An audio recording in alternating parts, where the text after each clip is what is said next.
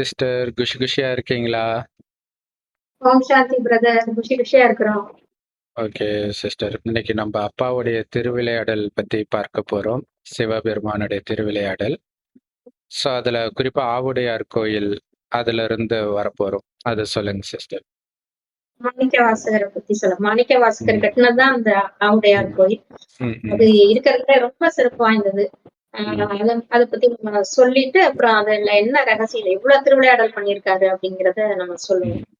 அது அந்த திருவாசகத்துக்கு உருகாதார் ஒரு வாசகத்துக்கும் உருகாதார்னு ஒரு பழமொழியே இருக்கு.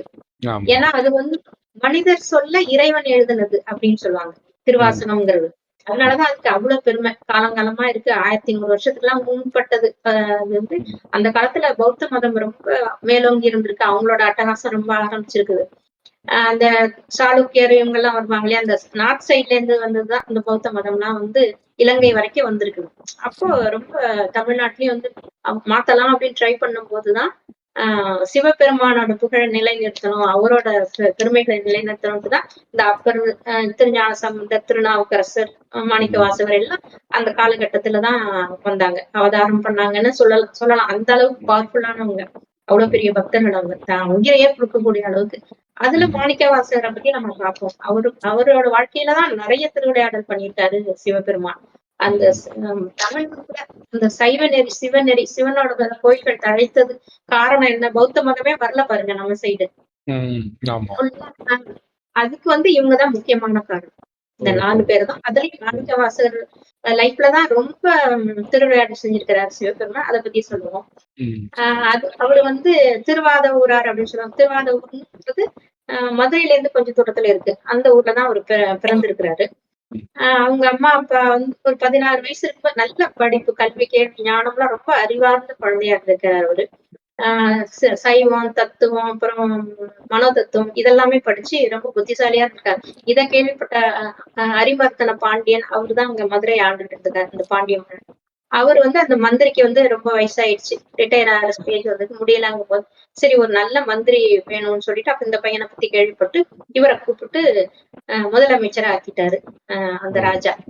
ம், அதுக்கு அது அவரோட அடுத்த அசிஸ்டண்டா துணை அமைச்சர் ஒருத்தர் இருப்பார்ல, அவரு ம், நாகராயர்னு ஒருத்தர். அவருக்கு ம், பொறாமை. இப்ப வந்த பையனை இவர்தான் வைப்பான்னு நினைச்சிட்டு இருக்கேன். நம்மளதான் வைக்க போறான்னு நினைச்சிட்டு இருக்கும்போது, இப்ப வந்த ம், பையனை கொண்டு வச்சுட்டாரேன்னு சொல்லிட்டு ஒரு கடுப்புலயே இருந்துட்டார். சரி, ம், என்ன என்ன பண்றது? ரொம்ப அறிவார்ந்த பிள்ளையா இவனை நம்மளால எல்லாம் மடக்க முடியாது. ஏதோ ஒண்ணு வச்சு இவரை மடக்கணும் அப்படின்னு சொல்லிட்டு காத்துக்கிட்டே இருந்துட்டாரு. அதுக்கு தகுந்த மாதிரி குதிரைகளுக்கெல்லாம் வயசாயிடுச்சு. குதிரை நிறைய குதிரைப்படைக்கு குதிரை வாங்கணும்னு சொல்லிட்டு, ம். நீங்க போய் குதிரை வாங்கிட்டு வாங்கன்னு ராஜா அனுப்ப போறாரு. ம். அந்த இவர மாணிக்கவாசகர் மாணிக்கவாசகர். மாணிக்கவாசகர், அவர் பேர் அப்ப அப்படி கிடையாது. திருவாதவூரர்னு தான் சொல்லுவாங்க. ஓஹோ! அப்ப எனக்கு குதிரையை பத்தின ஞானம்லாம் எனக்கு கிடையாது. நான் எப்படி போய் வாங்குறது அப்படின்னா, அதெல்லாம் உனக்கு இருக்கிற அறிவுக்கு நீ எல்லாம் கத்துப்ப. நீ போன்னு சொல்லி இப்படியே இவரெல்லாம் சேர்ந்து அதெல்லாம் அனுப்புங்கன்னு சொல்லிட்டு பின்னாடி ஒரு அனுப்பி அ, வச்சிடலாம் அப்படின்னு ம், அனுப்புங்கன்னு சப்போர்ட் பண்ணி அவரு ம், கையில 10,000 பொண்ணு பொற்காசுகளை கொடுத்து ராஜா அனுப்புறாரு. நிறைய அமௌண்ட் அந்த காலத்துல ம், கொடுத்து அனுப்பும்போது, கொஞ்ச தூரம் வந்துட்டே இருக்கும்போது இவருக்கு அதுலலாம் நாட்டம் இல்ல. சிவன் மேலதான் ரொம்ப பக்தி. ஆனா அவங்க அம்மா அப்பா சொல்றாங்க, நீ கல்யாணம் பண்ணிக்கோ, இப்படி சிவன் சிவன்னு அந்த பக்தியிலேயே அலையிறிய, குடும்பத்துல கட்டி போட்டாதான் சரிப்பட்டு வரும்னு சொல்லும்போது, இல்ல இல்ல வேண்டாம், எனக்கு இப்ப வேண்டாம்னு சொல்லிட்டு இருக்கும்போது, இப்ப அமைச்சராகி பெரிய லெவலுக்கு வந்துட்டாரா, நல்ல பகட்டா ஆடையெல்லாம் எடுத்துக்கிட்டு இருக்கும்போது ம், அவங்களுக்கு பெருமையாதான் இருக்கு. சரி போயிட்டு வாப்பா, இந்த வேலையை முடிச்சுட்டு அப்புறம் கல்யாணம் பண்ணிக்கலாம் அப்படின்னு சொல்லி அனுப்பிச்சிடுறாங்க. ம், சரின்னு இப்ப ஒரு இடத்துக்கு வந்துட்டு இருக்கும்போது, இந்த ஆவுடையார் கோயில் அந்த இடத்துக்கிட்ட வந்துட்டு இருக்கும்போது, அவருக்கு என்னமோ மனசுல அப்படியே லேசான மாதிரி தோணுது. இந்த இடத்துல என்னமோ நமக்கு காத்துக்கிட்டு இருக்குன்ற மாதிரி மனசுல ஒரு எண்ணம் வருது. அப்ப ம், அந்த அ கொஞ்ச தூரம் போயிட்டு இருக்கும்போது, அந்த கோயில பார்த்த உடனே ஆம் அப்படியே அவருக்கு அழுகை வருது. ஏன்னா கொஞ்சம் பாழடைஞ்ச மாரி இருக்கு. சிவன் ஆலயம் அப்படி இருக்கு. ஐயோ! இப்படி இருக்கே அப்படின்னு சொல்லிட்டு, அத எப்படியாவது சரி பண்ணணும், எடுத்து ம், கட்டணும் அப்படின்னு சொல்லிட்டு, கையில இருந்த பொண்ணெல்லாம் ம், வச்சு கோயில் கட்ட ஆரம்பிச்சுடுறாரு. ம், கோயில் கட்ட ஆரம்பிச்சுட்டு தடபுடலா எல்லா வேலையும் நடக்குது. கூட வீரர்களையும் அனுப்பிச்சிருக்காரு பாண்டியன். ம், அந்த மறந்தே போயிட்டாரு. குதிரை வாங்கணுங்கிற எண்ணம்லாம் இல்ல. கோயில் ம், கட்டணும், அதுக்கு திருப்பணி செய்யவும், அது செய்யவும், இது செய்யவும், பக்தி பாடல்கள் பாடவும், இத மாரியே பண்ணிட்டு கொஞ்சம் காலம் கழிஞ்சிருது. உடனே ம், கூட இருக்கவங்கலாம் ராஜா திட்ட போறாங்க. நீங்க என்ன இவ்வளவு நாள் ஆச்சு, இன்னும் குதிரை வாங்காம இந்த வேலைய பண்ணிட்டு இருக்கீங்கன்னு சொல்ல சொல்ல, அப்புறம் தான் ஞாபகம் வருது. அப்ப வந்து என்ன செய்யறதுன்னு யோசிச்சுட்டு இருக்கும்போது, இன்னும் நமச்சிவாய நமச்சிவாயன்னு பாட்டு கேட்குது பக்கத்துல ஒரு இடத்துல. ம். அது என்னன்னு பார்க்க போகும்போது ஒரு குருந்த மரத்தடியில ஒரு வயசானவர் உட்கார்ந்து, ஒரு அந்தணர் உட்கார்ந்து பிள்ளைங்களுக்கு பாடம் நடத்திட்டு இருக்காரு. ம். அவரு வந்து அவர பார்த்தா பார்க்கவே உருவம் இவருக்கு அப்படியே அட்ராக்ட் ஆகுற மாரி ஆகுது. அவரு ம். வந்து அழகா பாடம், ஞான பாடம் எடுத்துட்டு இருக்கிறாரு அந்த பிள்ளைகளுக்கு, பிராமண பிள்ளைகளுக்கு. அப்ப வந்து அவர பார்த்த உடனே இவரு தான் நமக்கு தேடின குரு அப்படின்னு நினைச்சுட்டு மனசுல தேடிட்டு தான் இருந்திருக்கிறாரு. ம். அவர்கிட்ட போய் சொல்லி, எனக்கு வந்து நீங்க பஞ்சாட்சர மந்திரத்த சொல்லணும். என்னோட பிறவி பிணி தீரணும். இனிமே எனக்கு பிறவியே இருக்கக்கூடாது. அந்த மாரி ஏதோ கேட்கிறாரு. நான் ம். பிறவி பயனை அடையணும். அதுக்கு மந்திரம் ஒண்ணு சொல்லிக் குடுங்கன்னு சொல்லும்போது, அவர வந்து சிஷ்யரா ஏத்துக்கிட்டு, ஏதோ 3 தீட்சை சொல்லுவாங்க. நயன தீட்சை, சரீர தீட்சை, திருவடி தீட்சை. ம். 3 தீட்சையும் திருவடி தீட்சை அவர் கால்லயே விழுந்து கால புடிச்சுட்டாரு இவரு. ம். அதான் திருவடி தீட்சைன்னு சொல்லிட்டு இப்படி கால தலைக்கு மேல இப்படி கால் வச்ச மாதிரி ம். அங்க ம். சிலையெல்லாம் இருக்கும் கோயில்ல. ஓ! அந்த ம்ஹ்ம். மாரி சொல்லிக் குடுத்துருவாரு. தனியா உங்கள்ட்ட கத்துக்கணும்னு சொல்லும்போது, தனியாவும் கத்துக் குடுப்பாரு. ம். கத்து குடுத்துட்டு அதுக்கப்புறம் அப்பா அதான் முற்பிறவி, அடுத்த பிறவி எல்லாம் தெரிஞ்சு போயிடுச்சு. இனிமே ம். பிறவியே வரக்கூடாது. அதுக்கு என்ன மந்திரம் சொன்னா, இதுதான் நீ செய்யணும்னு எத சொல்லிக் குடுத்துறாரு அவரு தனியா. ம். அதெல்லாம் அவரு பண்ணிக்கிட்டே இருக்கிறாரு. அப்பதான் வந்து கூட ஒரு ஒற்றன அனுப்புறாரு அந்த ஆளு. அந்த ம். பாண்டியனோட அமைச்சரா ம். ம். பழைய துணை ஆண்டுட்டாங்க. அமைச்சர். ம். துணை அமைச்சர் அனுப்பிச்சு என்ன ஆகுதுன்னாலே, அவன் வந்து எல்லாம் சொல்லிட்டான். ராஜாகிட்டயே ம். சொல்லிட்டான். நீங்க ம். குடுத்த பணத்தெல்லாம் வச்சு ஒரு கோயில் கட்டிட்டு எல்லாம் மறந்துட்டாரு. அங்கேயே உட்கார்ந்து சிவபுராணம் பாடிட்டு இருக்கிறாரு. அப்படின்னு சொன்ன உடனே அந்த கடுப்பாயி உடனே வர சொல்லுன்னு ஆள விட்டு அனுப்பிச்சுட்டாரு. வர ம். சொல்லும்போது தான் அந்த குருகிட்ட போய் கேட்பாரு. ஐயோ! நான் இப்ப என்ன செய்றது? ராஜா கூப்பிடுறாரே, எல்லா பணமும் இப்படி செலவு பண்ணிட்டேனே! என்ன செய்றதுன்னோனே, நீ பயப்படாத. நீங்க வந்து நீ இந்த ஒரு மாணிக்க கல்ல குடுக்குறாரு அந்த குரு. ம். இந்த கல்ல வச்சு கொண்டு போய் நீ ராஜா கிட்ட குடுன்னோனே, இல்ல ம். சரி நான் போறேன் அப்படின்னு சொல்லிட்டு நீ பயப்படாத. ஆவணி மூலத்துல வந்து ம் அன்னைக்கு எல்லா குதிரைகளும் வரும்னு சொல்லு. ம். அப்படின்னு சொன்ன உடனே அப்படி கண்ண மூடி பாட்டு சரி நீ ஒரு பாட்டு பாடு. உன்னோட பாட்டு கேட்கறதா எனக்கு ரொம்ப ஆசையா இருக்குன்னோனே, இவரு கண்ண மூடி அந்த திருவாசகம் பாடுறாரு. பாடுன உடனே பாடி முடிச்சுட்டு அப்ப கேட்கிறாரு அந்த குரு. "நீ எனக்கு ஏதாவது தட்சணை குடுக்க மாட்டியா? என்ட்ட என்ன இருக்கு? ம். நீங்க குடுத்த மாணிக்க கல்லு தான். மாணிக்கம் மாதிரி உன்னோட பாடல்கள் இருக்கே, அத பாடுங்கன்னோனே தான் ம். திருவாசகத்த பாடுறாரு. கண்ண ம். மூடி மனசு உருகி கடவுள நெனச்சு பாடுறாரு, சிவன நெனச்சு. நம ம். சிவாய வாழ்க, நாதன் தாழ் வாழ்க, இமைப்பொழுதும் என் நெஞ்சில் நீங்காதான் தாழ் வாழ்க. ம்.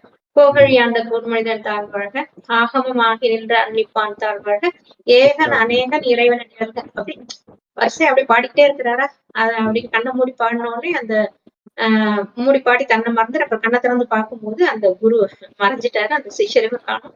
அப்படியே ம். மறைஞ்சிடுறாங்க. ம். ஐயோ! வந்தவர் அப்ப கடவுளா அப்படின்னு நினைக்கும்போது, என்ன ஆச்சு அப்படின்னு பார்க்கும்போது சொல்றாரு. அசரீரி குரல் கேட்குது. நீ பயப்படாத. நீ ராஜாவ போய் பாரு. அ ஆவணி மூலத்துல குதிரைகள் வந்து சேரும். உன்னோட பாடல கேட்கறதுக்காக தான் நான் வந்து இந்த மாரி ம். தட்சிணாமூர்த்தியா வந்து உனக்கு பாடம் உபதேசித்து வந்தேன் அப்படின்னு சொன்ன உடனே எனக்கு ரொம்ப சந்தோஷமாயிடுச்சு. ராஜாட்ட போய் தைரியமா ஆவணி மூலத்துல வந்துரும் குதிரைகள் அப்படின்னு சொன்ன உடனே ராஜா சந்தோஷப்பட்டு அப்படியா நல்ல வேலை தான் பண்ணியிருக்கேன். நான் வந்து அதுவும் செஞ்சேன், இதுவும் செஞ்சேன். கோயிலும் பண்ணேன். அதுக்கும் நான் அரேபியன் குதிரைகள் வரும்னு கேட்டேன். ம். என்னாச்சு ஆவணி மூல நாளும் வந்துருச்சு.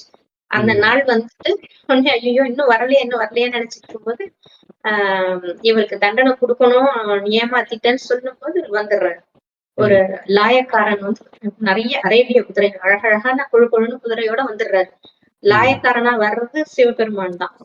அந்த ம். அரபிய குதிரைக்கு மேல அப்படி ஒரு கம்பீரமா ஒரு உருவத்தோட, அந்த கண்ணுல எல்லாம் மை போட்டு அரபிக்காரங்க அப்படித்தானே இருப்பாங்க. ஆமா. நல்ல வெள ம். வெளேன்னு அழகா ம். ம். அழகா ஒரு உருவத்தோட வராரு. வந்துட்டு அ நீங்க கேட்ட சொன்ன மாரி இந்த குதிரைகள்லாம் கொண்டுந்துட்டேன் அப்படின்னு சொன்னோனே, ராஜா அவருக்கு சன்மானம் குடுத்து அனுப்பிச்சிடுறாரு. ம். போயிட்டாரு. அவரும் போயிட்டாரு. குதிரைகள் எல்லாம் லாயத்துல கட்டியாச்சு. அன்னைக்கு ம். நைட் என்னாச்சு, அந்த குதிரை எல்லாம் நரியா ம். மாறிடுச்சு. ம். நெறைய மாறி இவங்கள விட்டு கத்திட்டு, பக்கத்துல இருக்கிற இவங்களோட குதிரையும் கடிச்சு குதற ஆரம்பிச்சுட்டது. ம். அப்புறம் சத்தம் போட்டுட்டே ஓடிடுச்சு காட்டுக்குள்ள.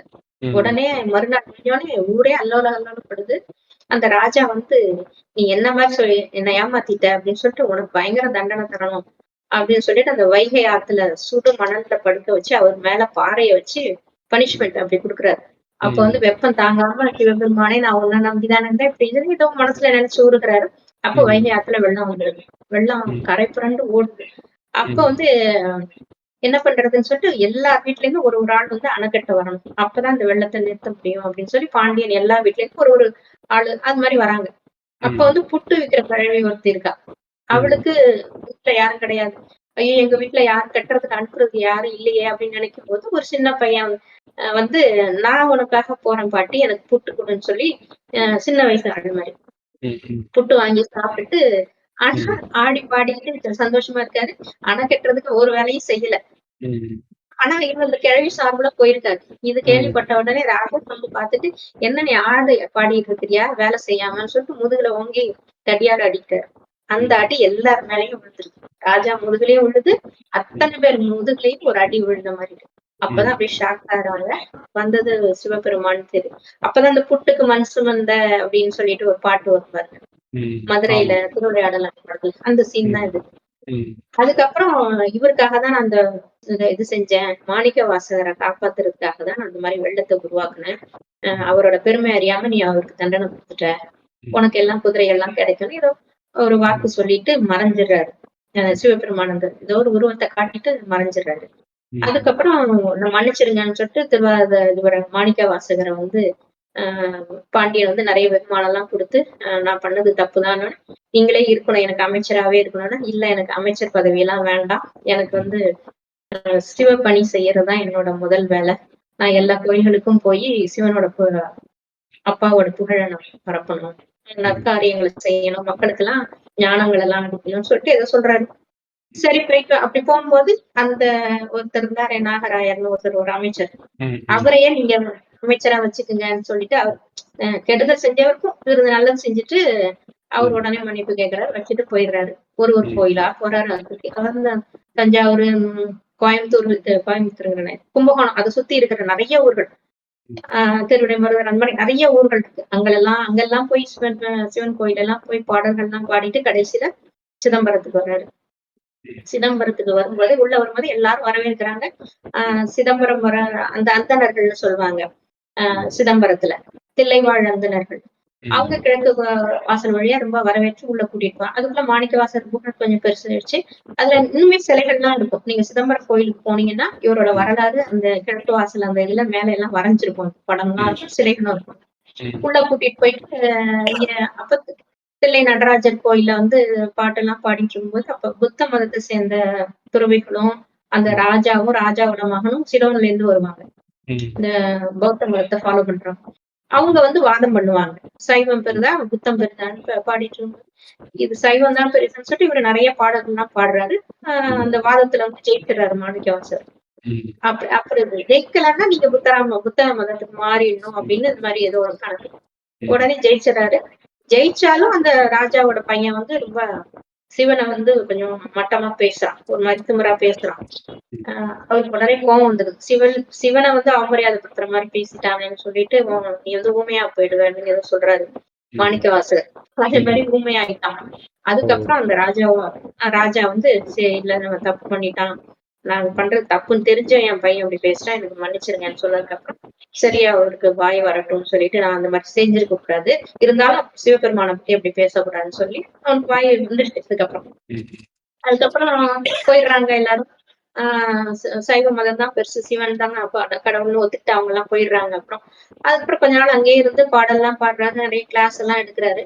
அப்போ ஒரு பொம்பளை வந்து வாய் பேச முடியாத ஒரு அம்மா வந்து எனக்கு இந்த மாதிரி நிறைய செய்றீங்களே, எனக்கு இந்த மாதிரி வாய் பேசணும் ஏதாவது செய்யுங்கன்னு இப்படி ஜாலியிலே கேட்கும்போது ஒரு திருநீர் போட்டு நீ பேசுமா அப்படின்னு சொன்னோடனே அந்த அம்மாவுக்கு பேச வந்துச்சு. இந்த மாதிரி நிறைய அற்புதங்கள்லாம் செய்யறாரு. கொஞ்ச காலத்துல வந்து ஒரு வயசான ஒரு முதியவர் வந்து எனக்கு உங்க பாட்டுன்னா ரொம்ப பிடிக்கும், நான் வந்து அதை எழுதிக்கிறேன், நீங்க சொன்ன பாட்டெல்லாம் நான் வந்து ஏட்ல எழுதிக்கிறேன். அது வரைக்கும் அவர் எழுதல போல இருக்கு. ஏட்ல எழுதி நான் வச்சுட்டு அதை வந்து நான் எல்லா இடத்துக்கும் பரப்பணும்னு நான் ஆசைப்படுறேன், நீங்க பாடுங்க நான் எழுதுறேன் அப்படின்னு சொன்ன உடனே அந்த திருவாசகம், திருக்கோவையார் அப்படின்னு 2-3 பாட்டு நிறைய பாட்டு பாடுறாரு. அதெல்லாம் கடகடன்னு ஃபாஸ்டா எழுதுறாரு. அந்த எழுத்தாணி வச்சு எப்படி எப்படி எழுதுவாங்களே ஏடுல அது ஃபாஸ்டா எழுதுறாரு. இவரு என்ன இப்படி வயசானவரை அந்த அப்பா வயசுல இருக்கிறாரு, இவ்வளவு ஃபாஸ்டா நான் பாடுறது அவ்வளவு ஃபாஸ்டா எழுதுறாரு அப்படின்னு ஆச்சரியமா இருக்கு. கடகடன்னு எழுதி முடிச்சிடுறாரு. எழுதி முடிச்சுட்டு எல்லாம் அந்த கட்டெல்லாம் அந்த கட்டெல்லாம் இன்னும் இருக்கு சிதம்பரம் கோயிலுக்கு போனீங்கன்னா அந்த 2 கட்டு அப்படி இருப்பாங்க கண்ணாடி பாக்ஸ்குள்ள. எழுதி வந்து நான் அங்க வச்சிருக்கேன், அந்த சன்னதியில வச்சிருக்கேன்னு ஏதோ சொல்லிட்டு போயிடுறாரு அவரு. அதுக்கப்புறம் நைட் அதை வச்சுட்டு போயிடுறாரு. காலையில பார்த்தா இது வந்து இப்படிக்குன்னு சொல்லிட்டு திருச்சிற்றம்பலம் உடையான் அந்த மாதிரி எழுதியிருக்கு. இப்படிக்கு எழுதுனது யாருன்னு பார்த்தா சிவபெருமான். ம், ம், அதுதான் இந்த சிற்றம்பலம் உடையான் அப்படின்னு அழகிய திருச்சிற்றம்பலம் உடையான் அப்படின்னு கையெழுத்து போட்டுட்டாரு. அப்ப ஓ, வந்தது இறைவன் தான். அந்த தில்லை நடராஜரோட சன்னதியில பஞ்சாட்சர மண்டபத்துல அந்த படிக்கட்டுல அப்படி வச்சுட்டு போயிருக்காரு. வச்சுட்டு ம், போயிட்டு மறைஞ்சிட்டாராம் அந்த தாத்தா. ம், ம், அப்புறம் தான் தெரியுது வந்து எழுதுனது கைப்பட எழுதியிருக்கிறாரு. சிவபெருமானே வந்து எழுத்தாணியை வச்சு எழுதியிருக்கிறாரு. தெரிஞ்சு அப்படியே இவருக்கு உருகி போயிட்டாராம். ஆஹா, ம், என்னோட பாட்டுக்கு நீங்க வந்து எழுதுனீங்களா அப்படின்னு சொல்லிட்டு அந்த நடராஜர் சன்னதியில போய் மனசு உருக பாடிட்டு, அப்பா இனிமே நான் இங்க இருக்கவே கூடாது, உங்க கூட நான் வந்துடுற மாதிரி ரொம்ப இதா உருகி இருக்கிறாரு. அழுது உடனே ஒரு ஒளி சவுண்ட் வேற கேட்டுதான். ம், நடனம் ஆடுற மாதிரி நடராஜ பெருமாள் நடனம் ஆடுற மாதிரி ஒரு சத்தம் கேட்டுது. அதோட ஒரு பெரிய ஒளி, ஒரு பயங்கர வெளிச்சம். ம், அப்படி வந்த உடனே இவர் அதுக்குள்ள அப்படி போனாராம். அப்படி வெளிச்சத்துக்குள்ள போன மாதிரி இவரும் அப்படி படியில ஒரு வெளிச்சமா ஆன மாதிரி தெரிஞ்சுதான். அவ்வளவுதான். ம், மறைஞ்சிட்டாரு. அதோட அந்த அந்த வெளிச்சம் போயிடுச்சு. இவரையும் காணும். ம், அதுக்கப்புறம் அவங்க மக்கள்லாம் ஜோதியோட ஜோதியா கலந்துட்டாரு அவரு. இறைவனோட கலந்துட்டாருன்னு சொல்லிட்டு அவரை நினைச்சு பாடிட்டு அதுதான் அந்த திருவாசகத்தை இன்னும் எடுத்து வச்சிருக்கிறாங்க. அவங்க ம். எழுதுனது. சிவபெருமான் கைப்பட எழுத்தாணி வச்சிருந்தத திருக்கோவையும் திருக்கோவையார்னு ஒண்ணு சொல்லுவாங்க. அது ஒரு பாடல்கள் போல இருக்கு. திருவாசகம் தான் நமக்கு தெரியும். அத வந்து இன்னும் அந்த 2 கட்டையும் வச்சிருக்கிறாங்க வீட்ல. இப்படி அந்த அந்த ஆத்மநாத சுவாமி அவர் கட்டினாரே ஒரு கோயில் சொன்னேன்ல, அந்த ஆவுடையார் ஆவுடையார் கோயில். கோயில். ம், திருப்பரந்துரை அப்படின்னு சொல்லிட்டு. ஆனா ம், அதுக்கப்புறம் ஆவுடையார் கோயில்னு பேர் இருந்தது. அதுக்கு என்னன்னா, மேல வந்து அருவுருவமா இருப்பாராம் கடவுள். அதாவது ம். உருவம் இல்லாம ஆத்மா மட்டும் இருக்குது. ஆனா அதனால கண்ணுக்கு தெரியாது. கீழ தெரியாது. இருக்க ஆவுடையார் மட்டும் தெரியும். ம், ஆவுடையாருங்கிறது ஆன்னா வாய். ம், அப்படிதான் ம், மீனிங் அதுல. ம், அந்த ம், ஆவுடை மட்டும் இருக்கு. மேல இருக்கு லிங்கம் கிடையாது. ம், ம், அங்க வந்து அருவுருவமா இருக்கிறாரு. ம், ஆத்மாவா இருக்கிறாரு கடவுள்னு சொல்லிட்டு, அதுக்கு ம், மேல தங்கத்தினாலான ஒரு போட்டிருப்பாங்க. லிங்கம் மாரி வச்சுட்டாங்க. இப்ப அத வச்சுதான் பூஜை பண்ணிட்டு இருக்காங்க. உள்ள இருக்கிறது ஆத்மா. வெளியில இருக்கிறது அந்த உருவம். அது அரு உருவம்.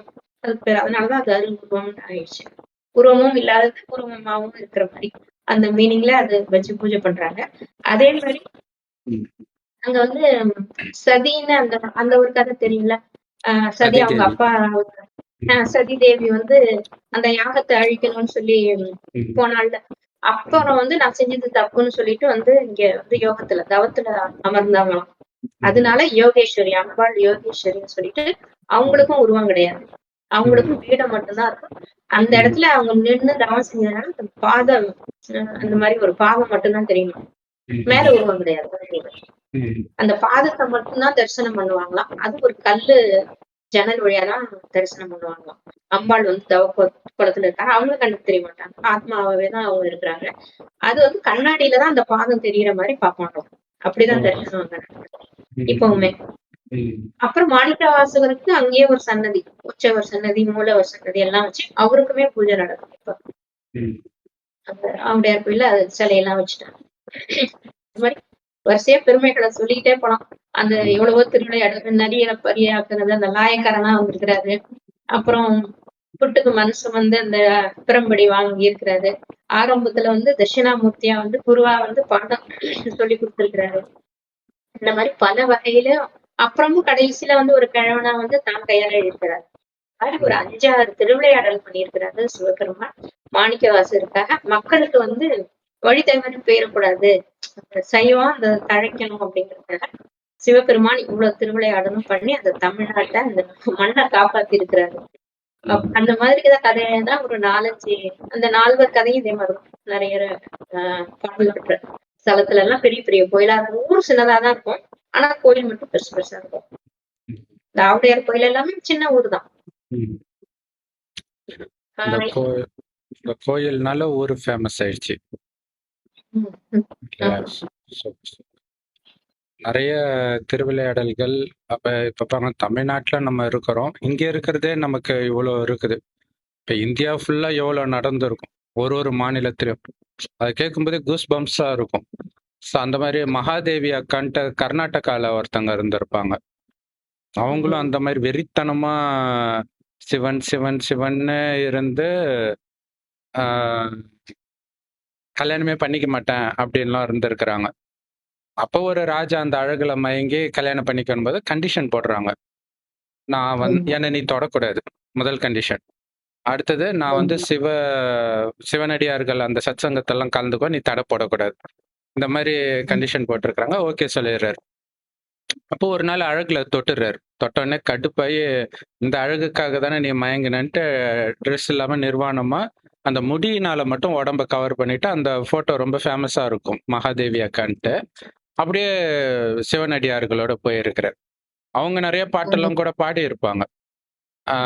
ஸோ இந்த மாதிரி இது ஒரு கதை, நமக்கு தெரிஞ்ச கதை. இது இல்லாம நிறைய கதை இருக்கும் ஒவ்வொரு இடத்துலயும். அப்ப எவ்வளவு ஆச்சரியமா இருக்குல்ல. இப்ப பைபிள்னா அந்த ஒரு ஒரு புஸ்தகம் தான், குரான்னா ஒரு புஸ்தகம் தான். ஆனா இந்து மதத்துல எவ்வளவு திருவிளையாடல்கள் ஒவ்வொரு இடத்துலயும். அது இல்லாம இப்ப நம்ம சொல்லுங்க. இந்தியா முழுக்க எத்தனையோ கதைகள், திருவிளையாடல்கள் இந்த மாதிரி நிறைய நடந்திருக்கு. அந்த பக்தினால மக்களை பிடிச்சு வச்சிருக்கிறாரு கடவுள். இதுமே சீரழிஞ்சிடக்கூடாது. இந்த மாதிரி இருக்கிறவங்க இவங்களெல்லாம் பிரம்மச்சாரியா இருந்தவங்க தானே இவங்க எல்லாமே. மாணிக்க வாசகர் எல்லாமே திருப்பி வரும்போது பார்த்தா முதல்ல அமைச்சரா பகட்டோட போனவரு திருப்பி இந்த கோயில்லாம் கட்டிட்டு வந்ததுக்கு அப்புறம் ஒரு சன்னியாசி மாதிரி ஆயிட்டாரு. உத்தராட்சி திருநீர் முகத்துல நல்ல தேஜஸ் இருக்கு. ஆனா சன்னியாசி குளத்துல இருக்கும்போது அந்த அம்மா அப்பாவுக்கு ரொம்ப வருத்தமா இருக்கு. என்ன பையன் இப்படி ஆயிட்டாருன்னு சொல்லிட்டு கல்யாணம் பண்ணணும்னு சொல்லும் போதுதான் அவரு சொல்றாரு, இதெல்லாம் நிரந்தரமே கிடையாது. இது பதவி புகழ் இப்ப நடக்கிறது எதுவுமே நிரந்தரம் கிடையாது. கடவுளை பிடிக்கணும், அது ஒண்ணுதான் நிரந்தரம் அப்படின்னு அவர் சொல்றாரு. சொல்லிட்டு கொஞ்சம் அறிவுரைகள் சொன்னவே அவங்களும் மனசு கொஞ்சம் ஆறுதலா இருக்கு அவங்களுக்கு. இறைவன் மட்டும்தான் என்னைக்குமே நிரந்தரம். தீர்ப்பு நாளுக்காக நான் காத்துட்டு இருக்கேன். என்னோட பிறவி பயனை அடையணும். எனக்கு முற்பிறவி அடுத்த பிறவி எல்லாம் இருக்கக்கூடாது. நான் இறைவனோட திருவடியை கொண்டுதான் என்னோட வேலையை. அதுதான் நிரந்தரம். அதுதான் என்னைக்குமே சந்தோஷம். இப்ப இருக்கிற பதவி பகட்டும் ஆடம்பரமும் இதெல்லாம் நிலைக்க போறது இல்லை அப்படின்னு சொல்லி அறிவுரையெல்லாம் அம்மா அப்பாவுக்கு சொன்னோடனேதான் அவங்க சரின்னு, சரிப்பா நீ கோயில போய் பாடணுமான பாடு அப்படின்னு சொல்லிட்டு அனுப்புறாங்க. சூப்பர். அது சிவபெருமான், அதாவது கடவுள்னா அவர் ஒருத்தர் தான். அவரை தான் அல்லாஹ் பரமபிதான்னு சொல்றோம். அவருடைய மகிமைகளை நம்ம இந்த மாதிரி புராணங்கள் இந்த வழியாக கேட்கிறோம். பட் இருந்தாலும் ஒரு சிலருக்கு டவுட் இருக்கும், இதெல்லாம் எப்படி நம்புறது? நாஸ்திகர்கள் இருக்கலாம் அந்த மாதிரி. அதே மாதிரி இப்ப நம்ம பிரம்மகுமாரிகள் மூலமாக சிவபெருமானே நேரடியா ஞானத்தை கொடுக்கிறார். அதை ஒரு மாற்று மத சகோதரருக்கு சொல்லும்போது, கடவுள் தான் பேசுறாரு, நீங்க எதை வச்சு நம்புறீங்க அப்படிங்கிறாங்க. ஸோ இப்ப என்னன்னா, ஐஸ்கிரீம் டேஸ்டா இருக்குன்னு சொல்லலாம். இதை எப்படி நான் நம்புறதுன்னா, சாப்பிட்டாதான் தெரியும். இல்ல நான் சாப்பிடாமலே நீ நிரூபினா என்ன பண்ண முடியும் இல்லையா? ஏன்னா இப்ப உயிரோட்டமா கடவுளே ஞானத்தை கொடுக்கிற பாகம் நடக்குது இந்த பூமியில. அற்புதமான டைம், இப்போதைய டைம். கலியுகத்தின் கடைசின்னு ஒரு வருஷம் நடந்துட்டு இருக்குது. இப்ப அந்த சாட்சாத் சிவபெருமானே வரார், ஒரு வயோதிகர் உடல்ல வரார் ஞானத்தை கொடுக்க. இப்ப மெயினா ஞானத்தை கொடுக்கத்தான் வரார். அற்புதங்களும் நிறைய நடக்கதான் செய்யுது. அது என்னன்னா இந்த ஞானம் சம்பந்த அற்புதங்களாக இருக்கும்.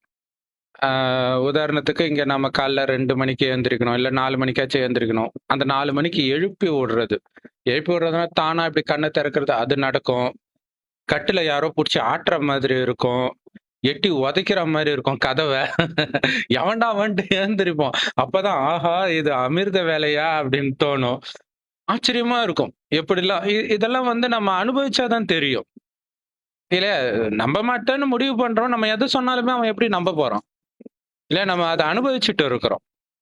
ஸோ இப்ப அதை இறைவன் கொடுக்கிற ஞானம் முரளின்னு சொல்லுவோம்.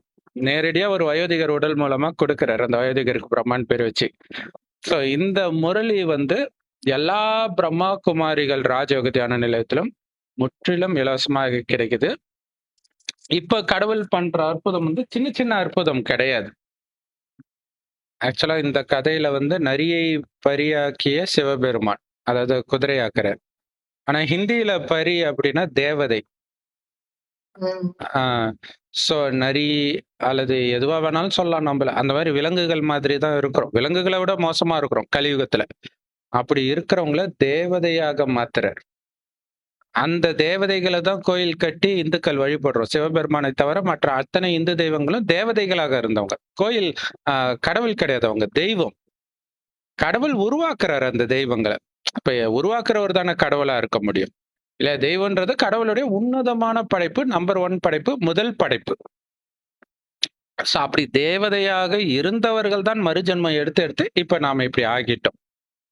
நாமளே தான் அப்படி இருந்தோம் ஆரம்பத்துல.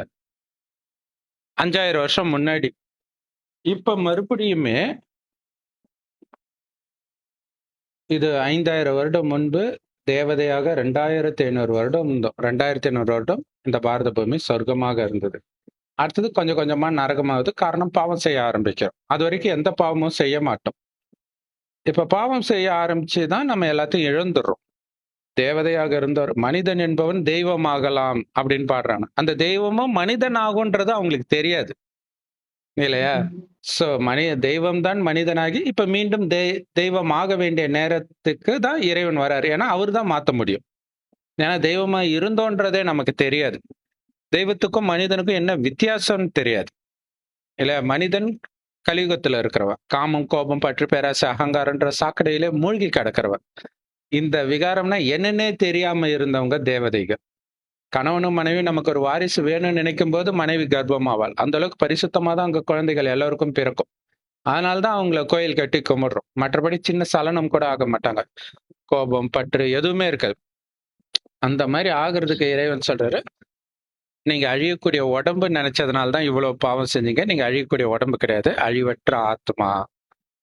அதாவது உயிர். அது பூர்வ மத்தியில நட்சத்திரம் மாதிரி ஜொலிக்கனால தான் இங்க பொட்டு வைக்கிற பழக்கம் இருக்கு. அந்த ஆத்மாவின் தந்தை தான் சிவபெருமான். அவரு செம்பொன் நிறமான ஒளி உலகத்துல நட்சத்திரம் மாதிரி இருக்கிறார். அங்கதான் நாமளும் இருந்தோம். அததான் பரந்தாமம், பரலோகம்லாம் சொல்றோம். அந்த சிவனைத்தான் அல்லாஹ் பரமபிதான்றோம். கடவுள் ஒருத்தர் தான். அவர் கடைசி 100 வருடம் ஒரு வயோதிகர் உடல்ல வந்து கொடுக்கிற முக்கியமான செய்தி, உங்களை ஆத்மான்னு உணர்ந்து ஆத்மாவின் தந்தையாகிய சிவபெருமானை செவ்வானத்தில் நட்சத்திரம் மாதிரி சதா மனதால நினைவு பண்ணிக்கிட்டே இருங்க. நம்ம எத்தனை கோயில்கள் என்னென்ன கட்டியிருப்போம், அதுக்கெல்லாம் எவ்வளவு செலவாயிருக்கும். ஆனா அது கடவுளுடைய நினைவார்த்தம் சொல்லாமே தவிர கடவுள் கிடையாது. ஒரிஜினலா கடவுள் செம்பு நிறமான ஒளி உலகத்துல ஒரு நட்சத்திரம் மாதிரி இருக்கிறார். ஒரு உயிராகவே இருக்கிறார். உடல் எடுக்காத உயிராக. சோ அவரை அப்படியே உள்ளது உள்ளபடியே நினைக்கணும். அதோடைய நினைவுதான் லிங்கம். பெருசா பூஜை பண்ற மாதிரி கொஞ்சம் பெருசா பண்ணிடுறாங்க. இப்ப செவ்வானத்தில் நட்சத்திரம் மாதிரி இறைவனை நினைக்கணும். நம்மளையும் ஆத்மான்னு உணர்ந்து நினைக்கணும். உடம்பு நினைக்க கூடாது. ஏன்னா இப்படி நினைக்கிறதுனால ஆத்மா தூய்மை ஆகுது. இந்த தூய்மை ஆகிறதுடைய பலனை அடுத்த 2500 வருடத்துக்கு அனுபவிக்க போகுது. இதே பாரத பூமி மறுபடியும் சொர்க்கம் ஆக போகுது. இப்ப நரகமா இருக்கிறது இப்ப, இது சொர்க்கம் ஆகணும்னா எப்படி அது சாத்தியம்? அதுக்கு வர்றதுதான் உலக அழிவு. இன்னைக்கு நம்ம இயற்கை சீற்றத்தின் மூலமாகவும் உலக நாடுகளுக்கு இடையில உள்ள யுத்தங்களின் மூலமாகவும் பார்க்கிறோம் அந்த உலக அழிவு எந்த அளவுக்கு கிட்ட நெருங்கிட்டு இருக்குதுன்ட்டு.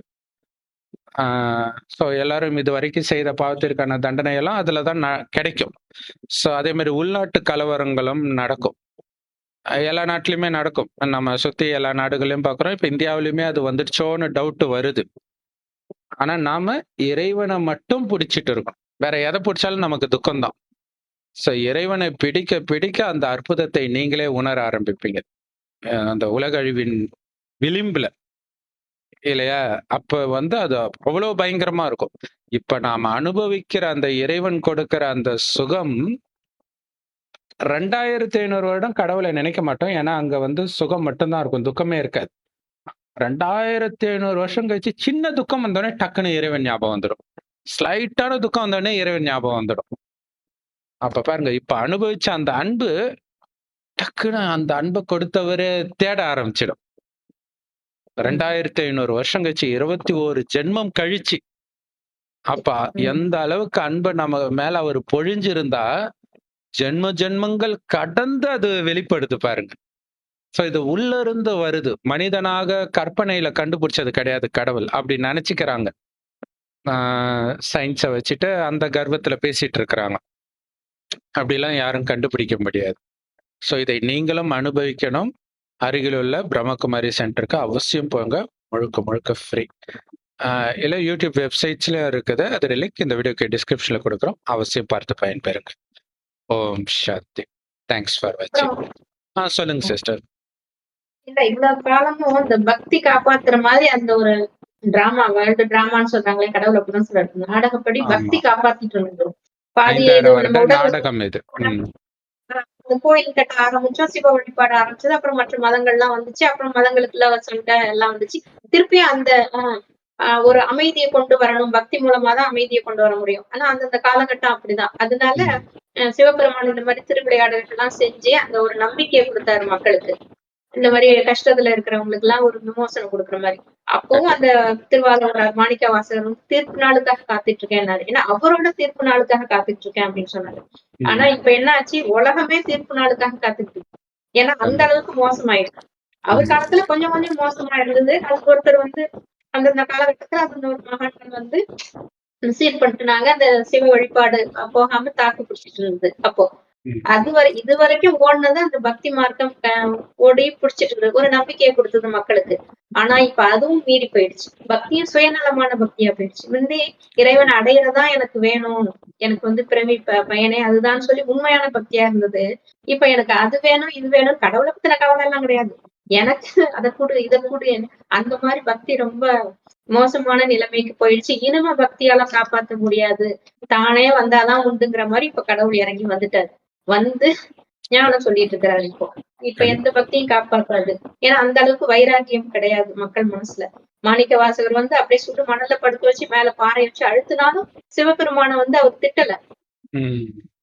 நீ இதெல்லாம் ஏதாவது ஒரு செஞ்சு இவங்க மனச மாத்துன்ற மாதிரிதான் வேண்டுனாரே ஒழிய, என்ன ம். காப்பாத்து, என்ன காப்பாத்துன்னு அவர் வேண்டல அப்ப கூட. ம். ம். இதெல்லாம் உன் சோதனையா? அந்த மாரிதான் நெனச்சாரு. ம். Super, super. விருப்பம் அவரு அது தான அப்படிதான் அவரு அப்ப ஆ. கடவுள்ட்ட அப்படி பேசி ம். ம். அவரு தான அந்த சுண்ணாம்புல போடும்பொழுது ஆமா. அது சில்லுன்னு இன்னொருத்தர் இருந்துச்சு. அந்த நால்வர்ல இன்னொருத்தர் தான் சுண்ணாம்பு காலவாயில போடும்போது, அந்த ம். சுண்ணாம்பு காலவாயில அவருக்கு சுடவே இல்லையாம். இந்த ஜில்லுன்னு அப்பர் சுந்தரர் இருக்குதுன்னு பாடுனாரு அப்டின்னுவாங்க. சரி, சரி. சூப்பர். அது அந்த அது ரொம்ப நால்வர்ல முக்கியமான ஒருத்தர். விஷயம். ஏன்னா, இவன் ஆரம்பத்துல வந்து பக்தி செய்வதில் அவங்களுக்கு சந்தோஷம் இருந்துச்சு. இன்னைக்கு பக்தி செய்றதுல சந்தோஷம் இல்ல. சந்தோஷத்துக்காக அதாவது வெளியில ஒரு விஷயம் நடந்தா சந்தோஷம். அந்த சந்தோஷத்துக்கான விஷயத்த நடத்தி குடுன்னு பக்தி பண்றாங்க. கரெக்ட். இப்படி மாறிடுச்சு. இப்ப இறைவன் கடவுள் சொல்றது என்னன்னா, உலகம் அழிஞ்சு தான் தீரும். அழிஞ்சா தானே சொர்க்கம் வரும். அது நம்ம நன்மைக்காக தான். ஆனால் இறைவன் நினைவுல மூழ்கும்பொழுது கிடைக்கிற ஆனந்தத்துல மூழ்கிட்டீங்கன்னா, சுத்தி நடக்கிறது உங்களுக்கு தெரியாதுன்றார். ஆ ம். அப்படி அந்த கோழி குஞ்சு வந்து தாய் கோழி வந்து சிறகுக்குள்ள வச்சுக்கும் பாருங்க. அந்த மாதிரி ஃபீல் ஆகுன்றார். இல்ல கருடன் வந்து தனியா இருக்கிற கோழி குஞ்ச தான் தூக்கிட்டு போகும். தாய் கிட்ட இருந்தா ஒண்ணும் பண்ண முடியாது. ஆமா. அந்த மாதிரி இறைவன் நான் உங்களுக்கு பாதுகாப்பு கொடையாக இருப்பேன். என் நினைவில் மூழ்கி இருந்தால். அந்த நினைவு எப்படி இருக்கணும்? கலப்படமற்ற நினைவு. அப்படின்னா என்ன அர்த்தம்? அவர தவிர வேற எந்த நினைவும் இல்லாத நினைவு. அது டக்குன்னு வராது. முயற்சி பண்ண, இன்னைக்கு 1 நிமிஷம் வந்துச்சுன்னா, நாளைக்கு 2 நிமிஷம், 3 நிமிஷம் அதிகப்படுத்திக்கிட்டே போணும். ஒரு டைம்க்கு அப்புறம் அவர தவிர எதுவுமே ஞாபகம் இருக்காது. அந்த நேரம் தான் உலக அழிவு ஸ்டார்ட் ஆகுன்றார். அப்ப நம்மள காப்பாத்திட்டாரு. இல்லையா? நம்மள காப்பாத்திட்டு தான் உலக அழிவு ஸ்டார்ட் பண்றார். சோ இந்த விஷயத்த எல்லாம் அனுபவம் பண்ணணும். இல்ல கடைசி நேரத்துல துக்கம் வரும்போது எல்லாம் கடவுள தான் தேட போறாங்க. உலக அழியும்போது தேட தான் போறாங்க. ஆனா அதனால என்ன நன்மை? அததான் தமிழ்ல சொல்லுவாங்க. சாகும்போது சங்கரா சங்கரான்னு சொல்லி என்ன பிரயோஜனம்? இல்ல இப்பவே வாங்க. ஏன்னா இதுக்கு முயற்சி பண்ணணும். தானா வந்துடாது இது. இல்லையா? அந்த ஆனந்தத்தில் இறைவன நினைக்கணும். துக்கத்துல நினைக்கக் கூடாது. கடைசியில துக்கம் தாங்காம எல்லாரும் நினைக்க தான் போறாங்க. அத சந்தோஷமா நினைக்கலாமே! இல்லையா? ஆமா. ம். ஆனா அந்த அந்த அந்த வார்த்தை சொன்னது ஆ ம். நால்வர்ல ஒருத்தர். அது வந்து திருஞான சம்பந்தர் கிடையாது. அப்புறம் திருநாவுக்கரசரா தெரியல. அந்த 2 பேர்ல ஒருத்தர் தான் சொன்னது. ம். அந்த பாட்டு கல்துணை கற் அவன் கூட்டி ஓர் கடலினுள் பாய்ச்சினும் ம். நற்றுணையாவது நமசிவாயவே அப்படின்னு வரும் பாட்டு. கற்றோனை கூட்டி கல்தூணை ஆ. கல் தூண வந்து உடம்புல கட்டி அந்த கல்லோட ம். கடல்ல போட்டா கூட என்ன ம். வந்து நமசிவாய காப்பாத்துவாரு. துணையா இருப்பாரு. ம். துணையா இருப்பாரு. நமசிவாயவே. அவரு மட்டுமே நற்றுணையாவது தான். நல் ம். நமசிவாயவேன்னு சொல்லியிருப்பாரு. அது அந்த அப்படியே 4 வருடம். தசாவதாரத்துல விஷ்ணு பக்தருக்கு நடந்த மாரி காட்டி விட்டாங்க. இப்ப சோழராஜா வந்து கடல்ல அப்படி ம். இப்படி சாமி பாருங்க. அது அந்த சீன் ம். ஒரு பயங்கரமா இருக்கும். பயங்கரமா அவர அப்படி எடுத்திருப்பாங்க. மேல கட்டி தொங்க விட்டுட்டு இருப்பாங்க முதல்ல. அப்புறம் ம். உள்ள இறக்குன்னு இப்படி காட்டுவாரு. அப்படியே ம். கடல்ல இறக்குவாங்க. அந்த கயிற கட் ம். பண்ணி விடுவாங்க. உள்ள போறோம். ம். அது வந்து ம். சைவத்துக்கும் வைணவத்துக்கும் சண்டையும் உண்டாக்குற மாரி இருக்கு. சண்டை உண்டாக்குறது தான் அவருடைய எய்மே. இந்து மதத்துல பாருங்க எவ்வளவு மோசமா இருக்குது பாருங்க. அப்படின்றது தான் கமலஹாசனுடைய எய்மு. ஒரு நல்ல எண்ணம். சரி, ஓகே. சரி, ஓகே சிஸ்டர். நாம மீண்டும் அடுத்தடுத்த சிவன் பற்றிய பதிவுகளை பார்க்கலாம். ஓம் சாந்தி சிஸ்டர். தேங்க்ஸ் ஃபார் வாட்சிங். Thank you thanks, sir. Thank you sister.